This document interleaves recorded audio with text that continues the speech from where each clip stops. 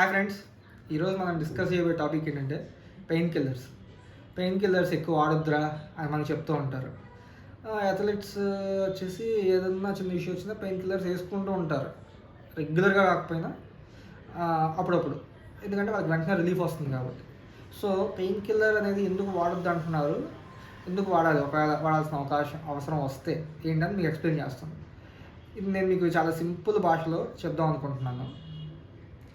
Suppose మీరు ఒక చోట ఉన్నారు, మీ కొడుకు ఇంకా అక్కడ ఒక చోట హాస్టల్లో ఉన్నాడు అనుకుందాం. వాడికి అక్కడ జ్వరం చేసింది. ఇప్పుడు మీరు ఎక్కడో మీ పనిలో మీరు బిజీగా ఉన్నారు, వాడు మీకు ఫోన్ చేసి చెప్పలేదు, వాళ్ళ టీచర్స్ వాళ్ళు మీకు ఫోన్ చేసి చెప్పలేదు. సో మీరు అక్కడ ఏ సమస్య లేదు అనుకొని మీరు రెగ్యులర్గా హ్యాపీగానే ఉంటారు. కానీ ఆ జ్వరం కాస్త ఇంకేదైనా పెద్ద తర్వాత దారి తీయచ్చు. సో మీకు తెలియడానికి మీ వాళ్ళు ఏం వాడుతున్నారు, ఫోన్ వాడుతున్నారు.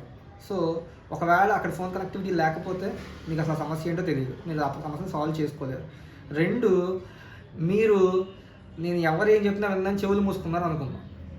వాళ్ళు చెప్తున్నారు కానీ మీకు తెలియట్లేదు, అప్పుడు కూడా మీకు పెయిన్ ఉండదు. పెయిన్ కిల్లర్ చేసేది ఎగ్జాక్ట్లీ అదే.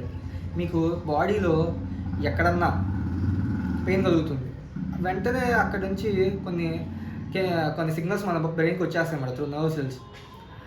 ఇప్పుడు మనం పెయిన్ కిల్లర్ వేయడం వల్ల ఏం చేస్తున్నామంటే ఆ సిగ్నల్స్ని ఆపుతున్నాం. సో అక్కడ పెయిన్ వస్తున్నా కానీ అక్కడ నుంచి బ్రెయిన్కి వెళ్ళే సిగ్నల్ని through pain killer you're killing that signal. So మీ బ్రెయిన్కి తెలియదు, మీ బాడీకి కూడా అక్కడ పెయిన్ నడుస్తుందని మీకు తెలియదు అనమాట. సో మీరు హ్యాపీగా పెయిన్ కిల్లర్ వేసుకున్నాం, తగ్గిపోయింది అందుకని ఆ రోజు నిద్రపోతారు మీరు. కానీ యాక్చువల్లీ అయితే అక్కడ పెయిన్ కాజింగ్ ఎలిమెంట్ ఇంకా అక్కడ అలానే ఉంది, జస్ట్ మీరు ఆ సిగ్నల్ని ఆపారు. లేదా ఇంకొంచెం ముందుకెళ్తే ఇంకొన్ని కెమికల్స్ ఉంటాయి, ఇంకొన్ని drugs.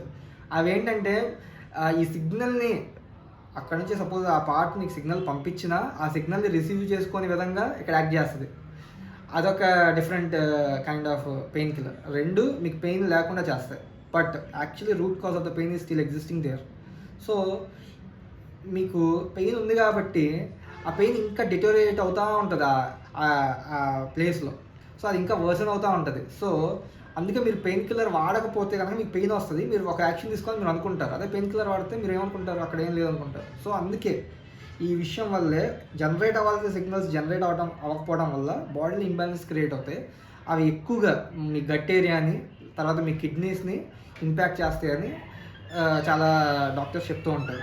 So for this reason only you're not suppose to use pain killers. But కొంతమంది డాక్టర్స్ ఏం చెప్తారంటే when used in small dosages as prescribed by the doctors you can be free, you can be safe అంటారు. So that also might be correct, because pain చాలామందికి మీకు అథ్లెట్స్కి బాధ వేస్తుంది, joint pains కానీ మజిల్ పెయిన్స్ కానీ ఎక్కువ వాళ్ళు స్ట్రైన్ అవుతుంటారు కాబట్టి. సో వాళ్ళకి భరించేంత పెయిన్ వస్తుంది. సో అందుకే వాళ్ళు పెయిన్ కిల్లర్స్ ఎక్కువ వాడుతుంటారు. సో పెయిన్ కిల్లర్స్ మీకు వీలైనంత వరకు పెయిన్ కిల్లర్ అనేది తీసుకోకూడదు. బట్ ఎస్, కొంత రెగ్యులర్గా కొంత small minute amounts of drugs is okay. But రెగ్యులర్గా పెయిన్ కిల్లర్ తీసుకుంటే మాత్రం మీ body within few years out అయిపోద్ది. That's it.